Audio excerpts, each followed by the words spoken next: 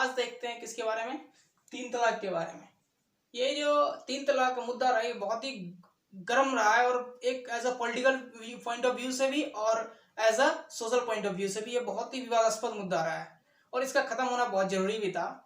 मगर आज इस क्लास में जानेंगे कि आखिर तीन तलाक क्या सच में खत्म हो गया है। तो मेरा ये कहना है कि नहीं, तीन तलाक सच में खत्म नहीं हुआ है। इसका जो एक प्रारूप है वो खत्म हुआ है, बाकी जो दो प्रारूप है वो भी बचे हुए हैं। उसी दो कौन से कितने तरह के तीन तलाक होते हैं वो चीज इसमें हम जानेंगे।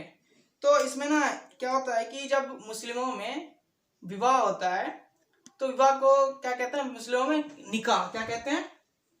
निकाह। निकाह कहते हैं, यानी कि एक तरह से एग्रीमेंट होता है इन दोनों के बीच। दोनों के बीच एक एग्रीमेंट होता है, किसके किसके बीच? वर के पक्ष के बीच, यानी कि वर और वधू के बीच। मतलब निकाह को क्या कहते हैं? विवाह। मुस्लिमों में इसको क्या कहते हैं? विवाह, निकाह। और हिंदियों में क्या कहते हैं इसको? विवाह। ये मतलब जब विवाह करने के लिए कोई जाता है ना मुस्लिम में, तो क्या होता है कि उन दोनों के बीच में एक तरह से एग्रीमेंट किया जाता है। It's an agreement between husband and wife family. मतलब लड़का और लड़की फैमिली के बीच का एक एग्रीमेंट होता है एक तरह से। इसमें क्या होता है कि जैसे जब ये विवाह करने के लिए जाएगा तो क्या होता है कि लड़का और लड़की बैठे रहते हैं, तो एक मौलवी लड़का की तरफ से भी जाता है और एक मौलवी लड़की की तरफ से भी होती है। तो उसमें क्या होता है, जैसे जाएगा शादी करने के लिए तो वो मौलवी जो है उसको बोलेगा कि फलना फलना नाम की लड़की है, ये इसका नाम ठिकाना है और ये आप इससे शादी हो रही है, आपको कबूल है भाई मोहम्मद। मतलब एक पूरा पर्चा होता है लिखा हुआ, तो वो पढ़ता है मौलवी और पूछता है आपको कबूल है, तो लड़का कहता है हाँ कबूल है। और ये लड़का से कौन पूछता है? लड़की साइड का जो मौलवी होता है। फिर उसके बाद दूसरा ही पूछेगा कबूल है? हाँ कबूल है। जब ये तीनों बात बोल देता है, जब ये कबूल बात होता है ना, तो उस वक्त ना क्या होता है, लड़की साइड के 5 लोग रहते हैं इसके पास। 5 लोग लड़की साइड के जो कि बालिग होते हैं, ताकि गवाही के रूप में रहे कि हाँ कि ये किसी दबाव में नहीं बोल रहा है और ये अपने मन से कह रहा है। तो ये लड़के का जब हो जाता है, फिर जब यही चीज जो है लड़कियों के बीच लड़कियों का के साइड जाता है कौन? लड़के का मौलवी। अब लड़के का मौलवी क्या, लड़की क्या होती है पर्दे के पीछे रहती है, पर्दानशीन रहती है, और मौलवी क्या होता है पर्दे के आगे खड़ा रहेगा। और जो इसका 5 मेंबर है, चाचा भतीजा फुआ चाचा चाची कोई भी जो भी है, वो 5 मेंबर जाएंगे, वो पर्दे के पीछे रहेगा। और पर्दे के पीछे रहेगा तो और देखेगा कि नहीं कहीं दबाव तो नहीं बना रहा है। जैसे मौलवी पूछेगा कि आपकी शादी इससे हो रही है, इसका नाम ये है और आपको कबूल है? तो बोलेगी लड़की बोलेगी हाँ कबूल है। और कहीं बीच में ना बोल दी तो बस, और ना बोलेगी तो होता है दबाव बनाते हैं, दबाव बनाने जाएगा नहीं हाँ बोल दे। तो क्या होता है कि जो लड़के का पक्ष का होगा, जो लड़के पक्ष का जो आदमी होगा, वो क्या कहेगा उसको, अरे नहीं नहीं नहीं हम नहीं करेंगे, दबाव बना रही है ऐसे वैसे फलना ठिकाना, तो शादी टूट जाएगी। तो ये शादी के वक्त तो गवाह होता है, लेकिन तलाक के वक्त ऐसा गवाह नहीं होता है। तो खैर वो देखते हैं आगे क्लास में शायद क्या होता है। तो जब ऐसा निकाह हो जाता है तो निकाह के दौरान ना उनके बीच जो एग्रीमेंट होता है उसमें कुछ पैसों का एग्रीमेंट होता है। मतलब उन्हें कुछ सिक्योरिटी मनी के रूप में कुछ एग्रीमेंट में दिया होता है। इसको कि मोहर देन कहते हैं, मोहर देन। ये क्या होता है? ये एक सिक्योरिटी मनी होती है। ये अब क्या होता है सिक्योरिटी मनी? इसमें क्या है कि अगर जो है कोई लड़का यानी कि या वर किसी लड़की को जब तलाक दे दे, क्या दे दे? तलाक दे दे, तो उसको क्या होगा कि ये जो मोहर देन यानी कि जो सिक्योरिटी मनी है, उसको ये सिक्योरिटी मनी इस लड़की को देना पड़ेगा। अगर लड़का ने लड़की को तलाक दिया है तो ये सिक्योरिटी मनी देना पड़ता है। वो सिक्योरिटी मनी कुछ भी हो सकता है, 35,000 भी हो सकता है, 40,000 भी हो सकता है, हाँ, तो वो लिखवाना पड़ता है। तो अगर लड़की और लड़की लड़के को दे दे तो उसको तलाक मोहर देन नहीं देना पड़ता। अगर लड़का लड़की को दे तो मोहर देन देना पड़ेगा, यानी कि सिक्योरिटी मनी पे करनी पड़ेगी, तभी जाकर उसका तलाक होगा। लेकिन अगर जब लड़का दे दे लड़की दे दे तलाक, तो ऐसा मोहर देन देना नहीं पड़ता है। अब ये सब तो बात होगी निकाह की। अब देखते हैं तलाक के बारे में, एक्चुअली में है क्या तलाक। तो तलाक जो है एक तरह से 3 तरह से इनमें तलाक होता है। 3 तरह से तलाक होता है इन लोगों में, मतलब मुस्लिमों में 3 तरह के तलाक होते हैं। कौन कौन से तलाक होते हैं? तो ये है, एक है पहला तलाक ए अहसन, तलाक ए अहसन। फिर दूसरा होता है तलाक ए विद्दत, तलाक ए हसन, सॉरी तलाक ए हसन। और तीसरा होता है तलाक ए विद्दत, तलाक ए विद्दत।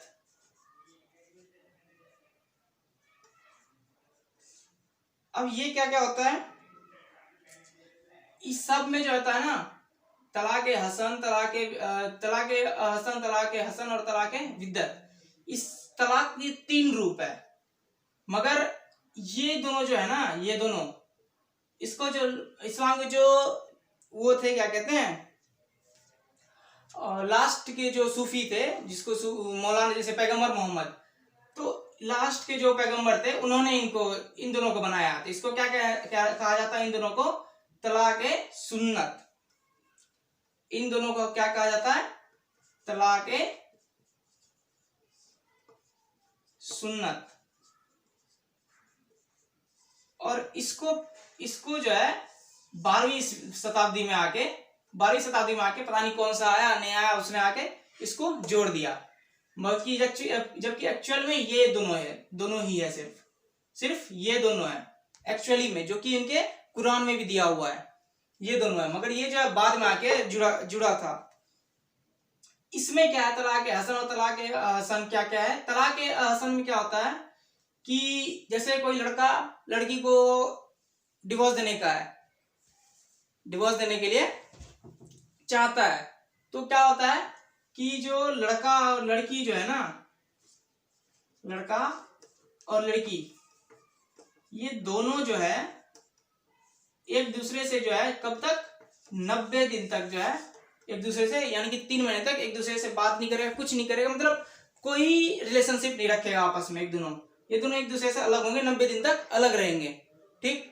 और उसके 90 दिन बाद ये जाएंगे किसके पास? मौलवी के पास, मौलाना के पास, मौलवी के पास जाएंगे। और तब जाके मौलवी पूछेगा कि हाँ, क्या चाहते हो? सही में तलाक लेना चाहते हो? तो हाँ ठीक है, हम लेना चाहते हैं, एक बार बोल दिया। उसके बाद फिर इसको 90 दिन का और मोहलत देता है कि नहीं ठीक है, एक बार हो गया। फिर 90 दिन बाद फिर उसको 90 दिन यानी कि 3 महीने का और मोहलत देता है उसको कि ठीक है, अब ये 90 दिन काफी नहीं है, तुम एक बार और ट्राई कर लो, कि नहीं एक बार और जाके तुम अलग अलग रहो, और फिर अगर मन भी नहीं बदलता है फिर भी, तो फिर तुम आके बता दो। तो दूसरी बार में भी अगर नहीं कह देगा कि नहीं हम तलाक लेना चाहते हैं, तो ठीक है भाई, दूसरी बार उसको फिर एक और मौका देगा, और उसके बाद लास्ट में फिर बुझाएगा कि नहीं ऐसा मत करो, तलाक मत लो, आपका परिवार बिगड़ जाएगा, बच्चे हैं, फलना है ढिकाना है, जो भी है, तो वो हो जाएगा। लेकिन फिर भी अगर नहीं मानता है तो फिर भी कहता नहीं हम तलाक चाहिए, तो फिर उसके बाद 90 यानी कि कुल मिला के 9 महीने बाद जो है इन लोगों का तलाक क्या हो जाएगा? तलाक मंजूर कर लिया जाएगा। किसके द्वारा मंजूर कर दिया जाएगा? किसके द्वारा? मौलवी के द्वारा। और इन दोनों का जो है तलाक हो जाएगा, यानी कि रिश्ता खत्म। ये था तलाक ए अहसन। इसमें क्या था कि ये बहुत लंबा प्रोसेस लग जाता था। तो फिर किसी दूसरे पैगंबर ने अब क्या कहा कि इस 90 दिन को जो है, इस 90 दिन को अब घटा के क्या कर दिया? 30 दिन का कर दिया। इसमें क्या था कि साथ में 90 मतलब करेक्टली 90 दिन तक ही अलग रहो, और 90 दिन बाद आओ और तलाक दे दो, बात खत्म। लेकिन अब इसमें क्या है, इसमें अब इस 90 दिन को तलाक ए हसन में अब क्या कर दिया? 90 दिन को 30 यानी कि 1 महीने में डिवाइड कर दिया है, 30 और 30 में। यानी कि अब क्या होगा कि जो लड़का और लड़की होगी वो जाएगा मौलवी के पास जाएगा, और पहले बार तो मौलवी कहेगा ठीक है तुम तलाक चाहते हो तो चलो 30 दिन तक तुम अलग अलग रहो, फिर 30 दिन बाद मिलो, एक यहाँ पे मेरे पास आओ, फिर तुम्हारा अगर मन चेंज होता है तो ठीक है, नहीं तो फिर तलाक के लिए और आगे का 1 महीना और तुम्हें मिलेगा। तो ऐसा करके 30 दिन का 3 महीना इनको दिया जाता था और उसके बाद इनका क्या होता था, फिर तलाक मंजूर कर लिया जाता था। लेकिन जो सबसे बेकार और सबसे घटिया जो था ये था तलाक़े विद्दत। ये बहुत ही वाहियात था और यही खत्म हुआ, ये दोनों अभी तक खत्म नहीं हुआ है। ये दोनों अभी तक है ही, ये सिर्फ खत्म हुआ है जो कि 2017 में एससी यानी कि सुप्रीम कोर्ट ने इसको खत्म किया। इसमें क्या था कि जैसे तलाक का देने का मन हुआ तो बस कहीं भी फोन मिलाएगा, हाँ हेलो, हाँ फलना की मम्मी, चलिए आज से ना हम आपको तलाक तलाक तलाक दे दिया, तलाक खत्म रिश्ता, ऐसा कैसे हो गया भाई। तो इसमें क्या होता था, इंस्टेंट तलाक दे दिया इंस्टेंटली। हाँ फोन किया, हाँ अरे भग जाओ ना मैं, हाँ चलो अच्छा मैं आपसे नहीं रखना चाहता रिश्ता, चलो तलाक तलाक तलाक, खत्म हो गया, खत्म रिश्ता। तो ये इस चीज को जो है सुप्रीम कोर्ट ने, इसी चीज को जो है किसने, सारा बानो नाम की एक महिला ने सुप्रीम कोर्ट में इसके खिलाफ अर्जी दी थी।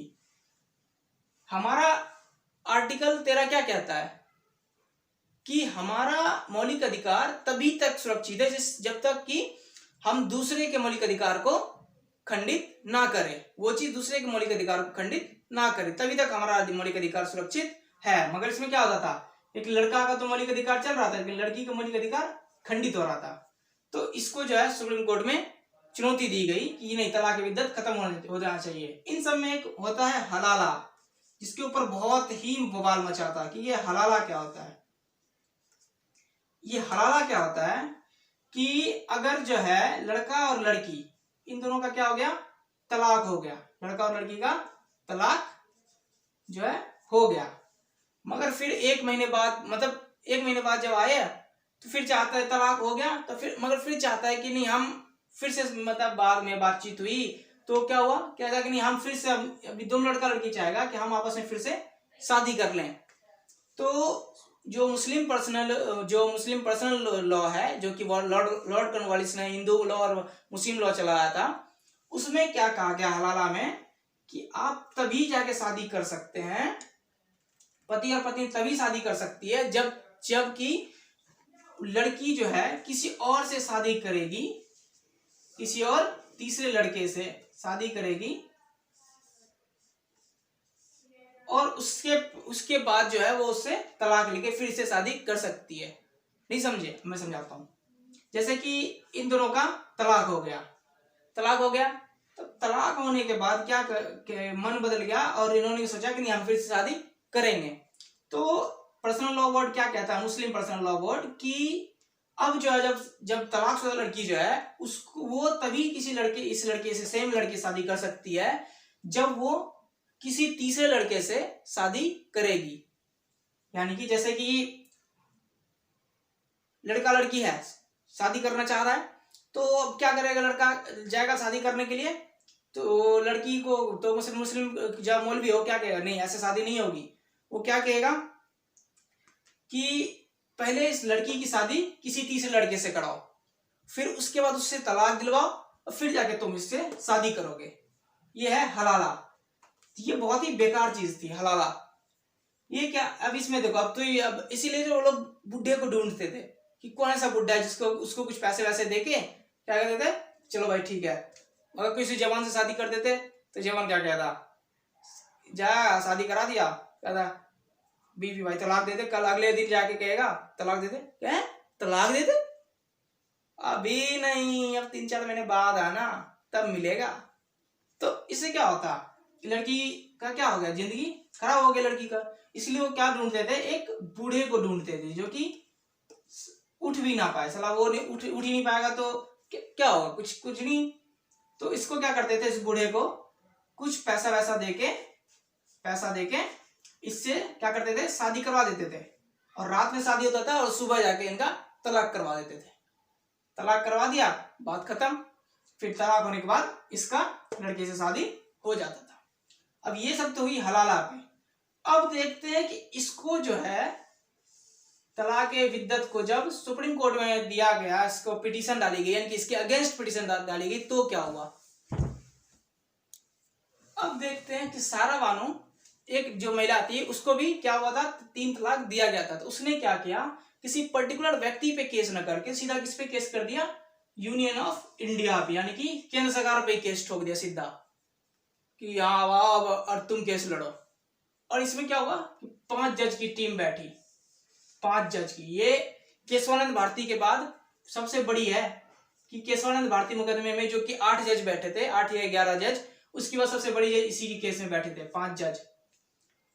तो उसमें क्या हुआ, इसमें अब जब केस चला तो 2 जो है फेवर में हो गए कि नहीं ये जो है सही है, मतलब उसके लॉ के फेवर में हो गए।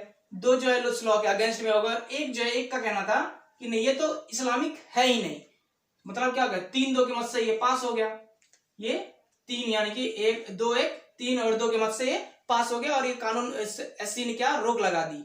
मगर जब इस पे पिटीशन डाला गया तो मौलवी जाके कहते हैं कि मौलवी लोग पहुंच गए वहां पे कि आप ऐसा कैसे कर सकते हैं जज साहब, जानते नहीं हमारा मौलिक अधिकार क्या कहता है कि 13 मौलिक अधिकार 13वां मौलिक अधिकार क्या कहता है हमारा कि हम कोई पर्सनल लॉ में हम हस्तक्षेप नहीं करेंगे। तो फिर कॉन्स्टिट्यूशन कहता है, कॉन्स्टिट्यूशन यानी कि सुप्रीम कोर्ट कहता है बाबू 14 साथ में 14 नहीं पढ़े तुम, वो क्या कहता है, वो कहता है कि आपका लॉ तभी तक चलेगा जब तक दूसरे का लॉ खंडित ना हो, यानी कि मौलिक अधिकार दूसरे का खंडित ना हो। तो इस पर मौलवी सब चुप एकदम, क्या बोलेंगे। तो ये जो है 3-2 के मत से पास हो गया। और 2017 में जो है एससी ने संसद को आदेश दिया कि आप जो है इस पे कानून बनाओ, और 2019 में इस पे कानून बना। और उसके बाद मोदी सरकार का वाहवाही लूटने लग गई इस पे कि हमने कानून बना दिया। लेकिन कानून असल में किसने बनाया, संसद ने, मगर वाहवाही किसने लूटी, केंद्र सरकार ने। मैं मानता हूं कि केंद्र सरकार का काम कानून बनाने में अहम भूमिका निभाई, लेकिन मेन रोल पे कौन रहा, यहाँ पे एससी रहा, यानी कि सुप्रीम कोर्ट रहा। मगर वाहवाही कौन ले गया, 2019 में कौन ले गया, केंद्र सरकार। और 2000 इसी मुद्दे पूरा इलेक्शन जीत गई। अब इस कानून में क्या कहा गया कि अगर कोई तलाक देता है तो इसको जो है संगीन आरोप माना जाएगा, संगीन आरोप माना जाएगा इसको, यानी कि संगीन अपराध होगा, ये अपराध की श्रेणी में रखा गया। बिना वारंट तुरंत अरेस्ट मिलेगा इसको, बिना वारंट के इसको अरेस्ट किया जा सकता है। और गैर जमानती इसके धारा के तहत नॉन बेलेबल